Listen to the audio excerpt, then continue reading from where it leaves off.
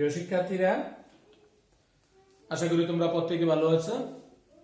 Lakers public school and college কর্তৃক আয়োজিত online class 2021 এ তোমাদের সকলকে স্বাগতম জানাচ্ছি। আমি শামীম আহমেদ। আজ তোমাদের উচ্চতর গণিতের প্রথম পত্রের ম্যাট্রিক্স নির্ণায়কের 27 নম্বর পেজের 7 নম্বর থেকে শুরু করে 7, 8, 9 উৎপাদক বিশ্লেষণ নির্ণায়কের সাহায্যে ক্রেমার্স পদ্ধতিতে সমাধান আমরা একটা ক্লাস করব। তোমরা প্রত্যেকে মনোযোগ সহকারে ক্লাসগুলো করবে। আশা করি ম্যাট্রিক্স নির্ণায়কের আজকের ক্লাসটির মাধ্যমে আমি অধ্যায়টি শেষ করতে পারবো। পরবর্তীতে কোনো একদিন তোমাদের জন্য একটি সৃজনশীল পুরো একটি প্রশ্ন সলভ করব। প্রিয় শিক্ষার্থীরা, 7-এর একটা ম্যাট্রিক্স দেওয়া আছে, বলছি এটা বিপরীত ক্রমী হলে x এর মান কত। আমার প্রশ্নটা ছিল এরকম, x plus 5 3 x minus 9 এই ম্যাট্রিক্স বলছে ব্যতিক্রমী হলে x এর মান কত। আমি ধরে নিলাম এটা a, অর্থাৎ এই ম্যাট্রিক্সটাকে a দ্বারা প্রকাশ করলাম। ধরে নিলাম a সমান এত। তাহলে এই ম্যাট্রিক্স বিপরীত ক্রমী হওয়ার শর্ত হচ্ছে তাদের নির্ণায়ক সমান 0 হবে। তাহলে এর ডিটারমিন্যান্ট সমান 0 হবে কখন? এই ম্যাট্রিক্সটা যদি ব্যতিক্রমী হয়, তাহলে বা যে ম্যাট্রিক্সটা আছে এটা ডিটারমিন্যান্ট বলছে যেহেতু x plus 5 3 x minus 9 সমান 0, বা গুণন করতে হবে x plus 5 দ্বারা x minus 9 কে মাইনাসের 3 5 15 সমান 0, বা যদি গুণন করা হয় x square minus 9x plus এর 5x মাইনাস এর 45 মাইনাস 15 সমান হচ্ছে 0, বা x square minus 9x plus এর 5x মাইনাস এর 60 সমান 0। তাহলে বা x square minus 4x minus 60 সমান পেলাম আমি 0। এবার এটাকে তুমি যদি উৎপাদকে বিশ্লেষণ করো, তাহলে আমরা জানি 4 15 5 12 60, x স্কয়ার মাইনাস 6 10 60, তাহলে 10x প্লাস 6x মাইনাস 60 সমান 0, বা x কমন গেলে x মাইনাস 10 প্লাস 6 কমন গেলে x মাইনাস 10 সমান 0, বা কমন অংশ x মাইনাস 10 আনকমন অংশ x প্লাস 6 সমান 0। এখান থেকে x এর একটা মান আসবে 10 আর একটা মান আসবে 6। আমাকে নির্ণয় করতে বলছে x এর মান নির্ণয় করো। তাহলে যে ম্যাট্রিক্সটা দেওয়া আছে সেটা ব্যতিক্রমী হওয়ার শর্ত হচ্ছে এটার ডিটারমিন্যান্ট যদি 0 হয় তবে ম্যাট্রিক্সটি ব্যতিক্রমী হবে। তাহলে ব্যতিক্রমী থেকে আমি x এর মান পেলাম 6 এবং 10। এটি হচ্ছে নির্ণয় x এর মান। প্রিয় শিক্ষার্থীরা, তোমার বইয়ের 9-এর 2 নং প্রশ্ন দেখো। এই একটা ম্যাট্রিক্স বা নির্ণায়ক দেওয়া আছে। এই নির্ণায়ক থেকে আমাকে প্রমাণ করতে হবে, তোমার বইতে দেখো a2 a1 যোগ b2 b1 যোগ c2 c1 সমান 0, যেখানে বড় হাতের a1 বড় হাতের b1 বড় হাতের c1 যথাক্রমে a1 b1 c1 এর সহগুণক বলছে। তাহলে আমরা কি করতে পারি? a1 এর সহগুণক a1 এর সহগুণক বলছে a1 সমান, সহগুণক বের করবা কিভাবে? ওই সারি এবং কলাম বাদ যাবে, b2 c2 b3 c3 কাজ করলে আমি পাবো b2 c3 minus c2 b3। পরবর্তী তোমার প্রশ্নে বলছে b1 এর সহগুণক, b1 এর সহগুণক বলছে b1 সমান একটা মাইনাস চিহ্ন আসবে। b1 হচ্ছে এটা, এই কলাম আর সারি বাদ যাবে, a2 c2 a3 c3, তুমি যদি গুণন করো minus a2 c3 minus a3 c2, অর্থাৎ a3 c2 minus a2 c3। যেটা আমি মান পেলাম b1। এবার আমাকে c1 এর সহগুণক নির্ণয় করতে হবে, যেটা ক্যাপিটাল লেটার c1। c1 এর জন্য ওই সারি এবং কলাম বাদ যাবে, তাহলে a2 b2 a3 b3 সমান a2 b3 minus a3 b2। প্রিয় শিক্ষার্থীরা, a1 b1 c1 এর সহগুণক বের করতে বলছে, আমি সেই সহগুণকগুলো বের করে নিলাম। এবার আমাকে যেটা প্রমাণ করতে বলছে, আমি যদি সেই অংশটা প্রমাণ করতে চাই, তাহলে অঙ্কে লিখি আমি left hand side. Left hand side অঙ্কটা হচ্ছে এরকম, a2 a1 যোগ b2 b1 যোগ c2 c1 সমান a2 a1 এর সহগুণকে যে আমি এটা বের করেছিলাম, তাহলে আমি লিখতেছি b2 c3 minus c2 b3 যোগ b2 b1 এর সহগুণকে যে আমি মানটা বের করেছিলাম a3 c2 minus a2 c3 যোগ c2 c1 এর সহগুণক আমি এখানে বের করেছি a2 b3 minus a3 b2। এবার আমার কাজকে গুণন করে কিভাবে এটা শূন্য হয় তা দেখানো। সমান a2 b2 c3 minus a2 c2 b3 plus b2 a3 c2 minus a2 b2 c3 plus a2 b3 c2 minus a3 b2 c2। এবার আমি দেখি কোনটা কোনটা কাটা যাচ্ছে। a2 b2 c3 প্লাস এর এই যে মাইনাস এর a2 b2 c3 কোথায় আছে দেখো, a2 b2 c3 একই রকম ভাবে এটা কাটা যাচ্ছে, সমান হচ্ছে 0, তার মানে যা রাইট হ্যান্ড সাইড। অতএব লেফট হ্যান্ড সাইড সমান রাইট হ্যান্ড সাইড। যা প্রমাণ করতে বলছে সহগুণক দিয়ে, আশা করি সহগুণক বের করে লেফট হ্যান্ড সাইড এবং রাইট হ্যান্ড সাইডের কাজটা তোমরা প্রত্যেকে বুঝতে পেরেছো। প্রিয় শিক্ষার্থীরা, 10 একে উৎপাদকে বিশ্লেষণ করে সমাধান করতে বলছে। আমরা সমাধানে জানি x এর মান নির্ণয় করতে হয়, তাহলে এখানে অঙ্কটাতে চলক রয়েছে x আর a b c হচ্ছে রিয়েল নাম্বার, বাস্তব সংখ্যা। তাহলে আমাকে x এর মান নির্ণয় করতে হবে, সেটা বলছে উৎপাদকে বিশ্লেষণের মাধ্যমে।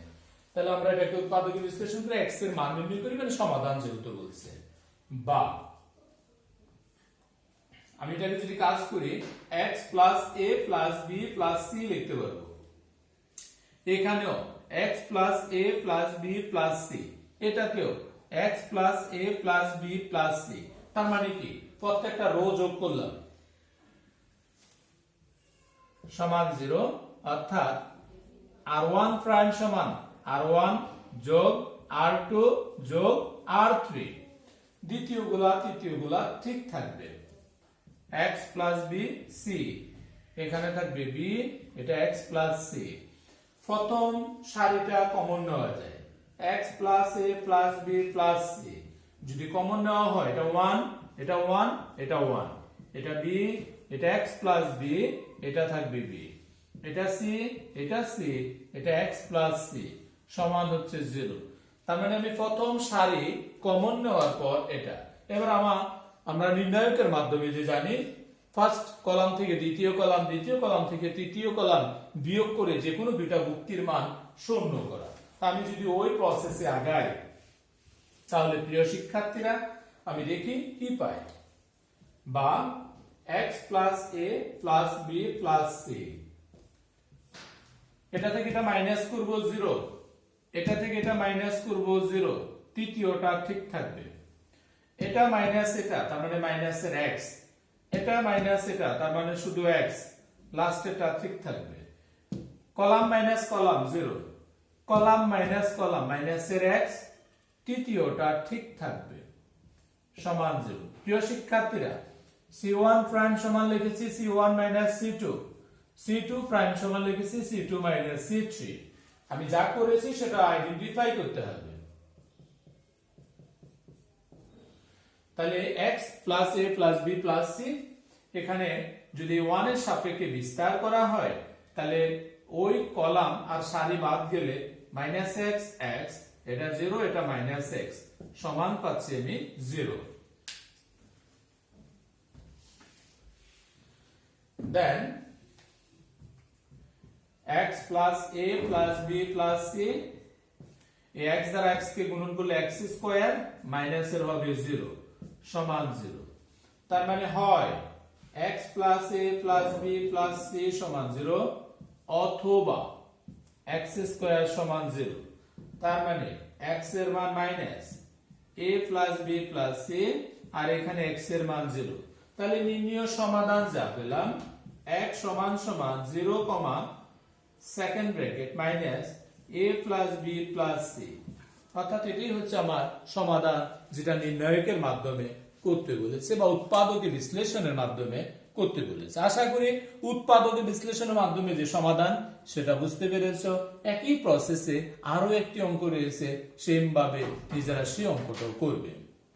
প্রিয় শিক্ষার্থীরা, ম্যাট্রিক্স নির্ণায়কের সর্বশেষ অধ্যায়ের সর্বশেষ টপিক সেটা হলো ক্রেমার্স পদ্ধতিতে নির্ণায়কের সাহায্যে সমাধান নির্ণয়।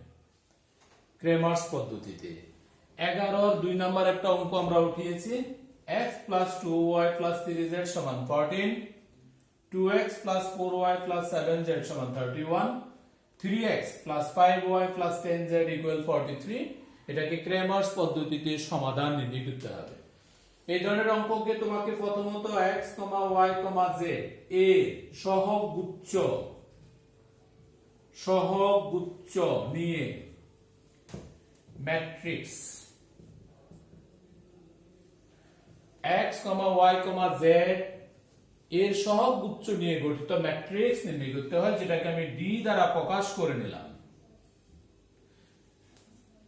x এর সহগ 1, এখানে হচ্ছে 2, এটা হচ্ছে 3, এটা 2, এটা 4, এটা 7, এটা 3, এটা 5, এটা 10, এদেরকে নিয়ে গঠিত ম্যাট্রিক্স, যেখান থেকে ডিটারমিনেন্ট এটার মান নির্ণয় করতে হবে।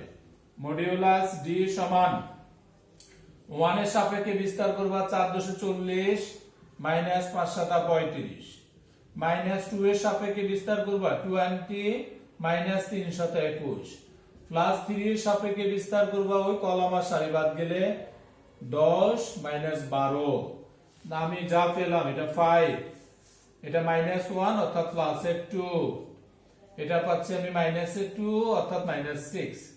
তার মানে প্লাস 7 মাইনাস 6 ইকুয়াল 1, যা ইজ নট ইকুয়াল 0। তার মানে d modulus of d is not equal 0, কিন্তু আমি মান পেলাম কত? মডিউলাস অফ d, d এর মান হচ্ছে 1। প্রিয় শিক্ষার্থীরা, ডিটারমিনেন্ট করার জন্য নির্ণায়কের মাধ্যমে ক্রেমার্স পদ্ধতিতে প্রথমত আমাকে এটার মান নির্ণয় করে নিতে হবে।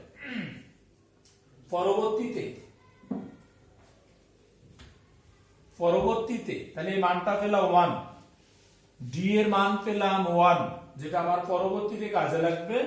d সমান পেলাম আমি 1। এবার আমাকে d অফ x বের করতে হবে। প্রিয় শিক্ষার্থীরা, ইম্পর্টেন্ট বিষয়, x এর যে সহগ ছিল, যে x এর সহগের জায়গায় সমানের পরে যে মানটা আছে সেটা বসাতে হবে। d অফ x বের করার সময় x এর সহগে সমানের পরের অংশগুলো বাকিগুলো ঠিক থাকবে, y এর সহগ z এর সহগ ঠিক থাকবে সমান। যদি এখান থেকে মান নির্ণয় করতে হয়, তুমি মান নির্ণয়টা খুব সহজে করে পেলো যে 14, এই 14 দ্বারা যদি গুণন করতে হয় 440 মাইনাস 35, 40 মাইনাস 35, মাইনাস 2 এর সাপেক্ষে যদি বিস্তার করতে হয় তাহলে তুমি পাবা 310 মাইনাস 301, প্লাস এর 3 এর সাপেক্ষে যদি তোমাকে এই 3 এর সাপেক্ষে যদি বিস্তার করতে হয় 155 মাইনাস 172। তুমি ক্যালকুলেশনটা একটু মনোযোগ সহকারে করবা যাতে ভুল ভ্রান্তি না হয়। অর্থাৎ 70 মাইনাস 78, আমি যা মান পেলাম 70 মাইনাস 18, এটা হচ্ছে মাইনাসের 18 আর মাইনাসের হবে 51। তার মানে যদি তুমি যে ক্যালকুলেশন করলে মান পাবা সেটা হবে 1। d অফ x যার মান 1, dy x এর সহগ ঠিক থাকবে 1 2 3, y এর সহগের জায়গায় 14, 31, 53, z এর সহগ ঠিক থাকবে। 1 এর সাপেক্ষে বিস্তার করবা dy এর জায়গায়, তাহলে 1 এর সাপেক্ষে বিস্তার করলে 310 মাইনাস হবে 301, মাইনাস এর 14 এর সাপেক্ষে তুমি বিস্তার করবা, তাহলে 20 মাইনাস 21, প্লাস এর 3 এর সাপেক্ষে তুমি বিস্তার করবা 86 মাইনাস 93, দেন তুমি যদি ক্যালকুলেশন করো তাহলে এটা হবে 9 প্লাস 14 মাইনাস 21 সমান তুমি ক্যালকুলেশন করলে যে মান পাবা সেটা হচ্ছে 2, অর্থাৎ dy সমান 2। প্রিয় শিক্ষার্থীরা, আমি ক্যালকুলেশনের সুবিধার্থে লিখে রাখি dx সমান পেয়েছি 1 আর dy সমান পেয়েছি 2। আমাকে আরো একটি মান বের করতে হবে, সেটা হচ্ছে dz।